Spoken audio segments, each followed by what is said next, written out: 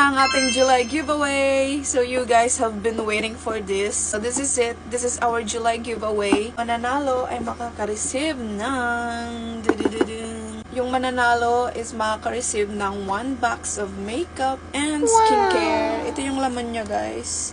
Merong pomegranate wrapping mask from By Juicy. And from Centellian, of course, hindi mawawala. Lifting eye cream. And bibigyan din kita ng cushion from Parnell. And then, this cute palette. It's a POW.